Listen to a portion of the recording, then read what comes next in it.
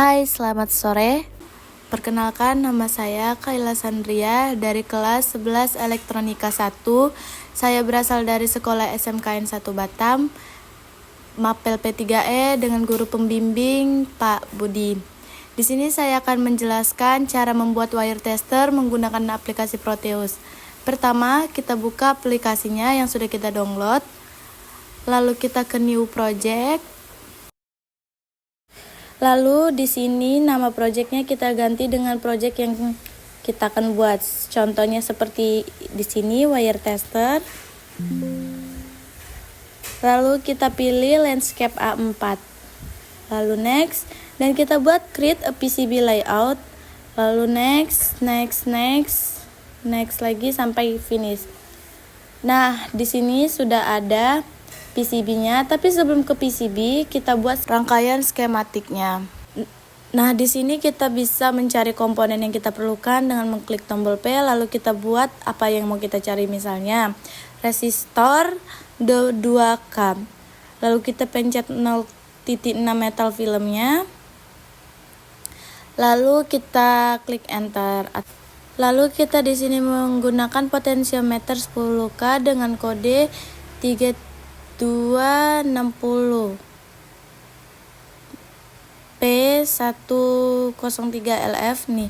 Cari yang ada PCB previewnya ya, biar kita sesuaikan dengan rangkaian yang kita buat.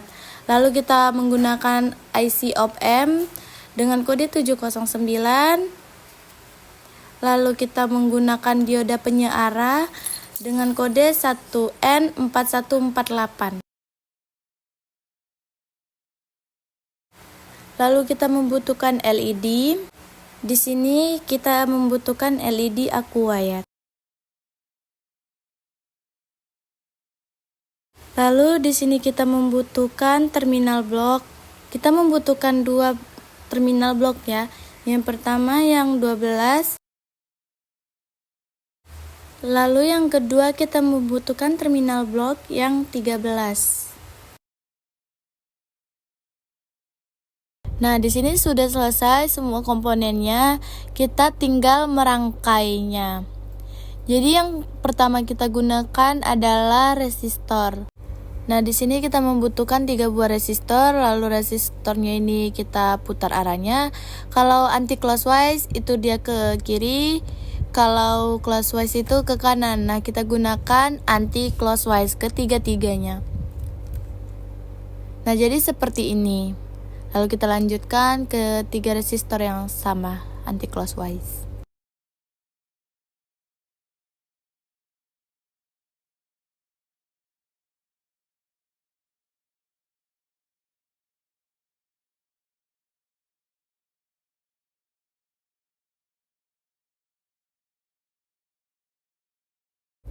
Setelah resistornya sudah, kita menggunakan potensiometer. Lalu di sini kita masukin IC. Nah, setelah itu kita sambung sinyalnya R1 ke R2, R2 ke R3, dan begitu seterusnya.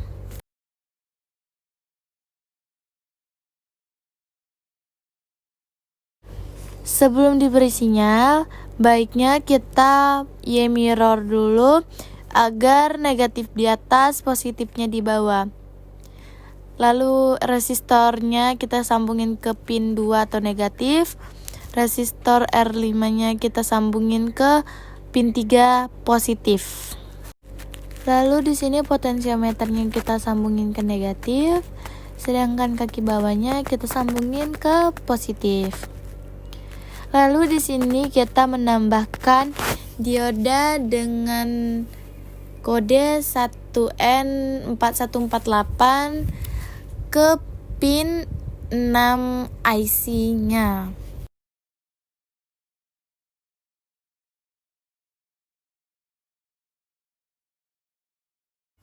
Setelah komponen diodanya, kita buat komponen resistornya. Lalu LED aquanya setelah resistornya, dan LED-nya ini kita rotasikan juga.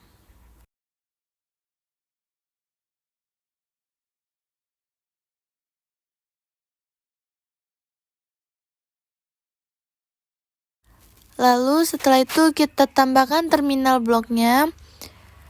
Nah, kita sambungin pin 6 ke dioda, dioda ke resistor, resistor ke LED, LED ke pin 2 terminal blok. Lalu pin 4 IC-nya kita sambungin ke pin 1 terminal bloknya. Lalu resistornya kita sambungin ke pin 3 terminal bloknya.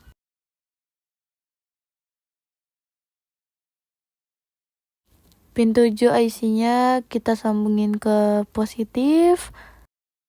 Lalu R1-nya kita hubungkan di antara LED-nya. Setelah itu kita membutuhkan input untuk menyambungkan sinyalnya. Kita membutuhkan 2 input. Setelah 2 input sudah, lalu kita sambungkan ke resistor. Lalu kita bisa blok semua. Di sini saya ingin menggeser agar masukkan komponen terminalnya dan agar lebih rapi lagi. Lalu di sini kita masukkan komponen terminal blok 12-nya. Kita rotasikan, kita Y-mirror agar satu di atas, pin 2 di bawah. Nah, setelah sudah dirotasikan, kita tambahkan inputnya lagi untuk menghubungkan ke pin 1 dan pin 2 terminal bloknya.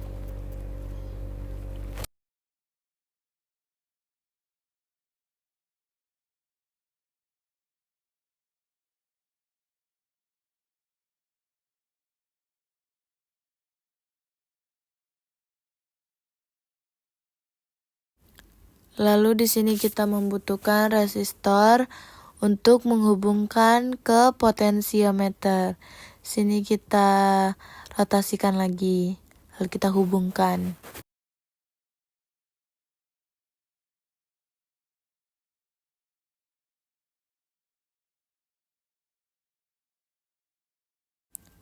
Kaki bawah resistor kita hubungkan ke positif. Lalu di sini kita mengganti tegangan resistornya R2 100K, R4-nya 1K, R5-nya juga kita ubah menjadi 1K.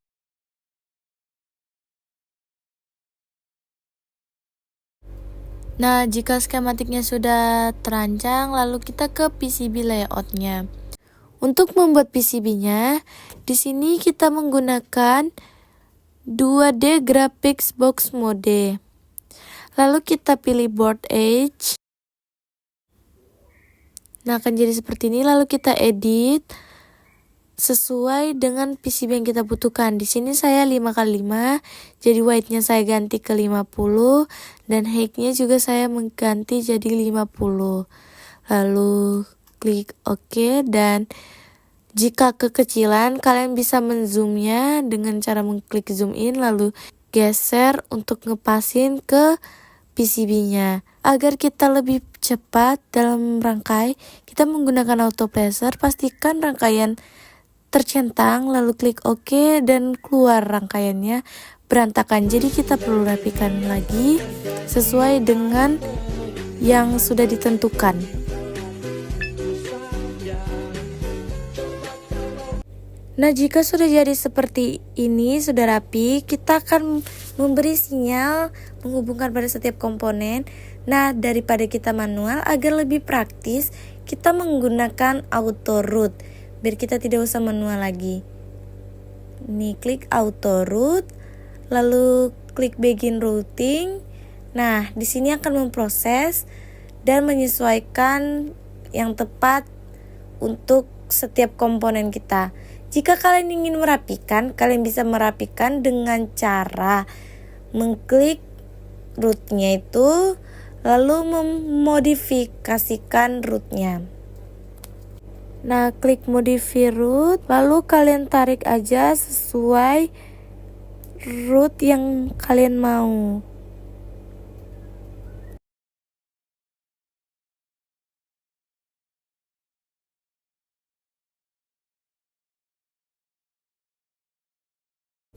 Nah, di sini contoh root yang sudah saya ubah dari auto rootnya. Dan di sini jika kalian mau merapikan sesuai yang kalian mau, kalian bisa. Di sini saya merapikan sesuai keinginan saya. Jika sinyalnya sudah sesuai dengan keinginan kalian, kita akan menambahkan lapisan lagi agar supaya lebih rapi dan lebih bagus dengan cara kita klik zone mode, kita blok, lalu kita pilih bottom cover.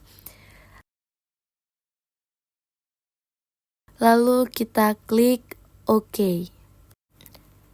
Nah, ini adalah lapisan yang tadi kita beri. Jadi lebih rapi dan lebih bagus lagi. Lalu setelah sudah di grafik PCB-nya, kita lanjut saja ke 3D visualernya.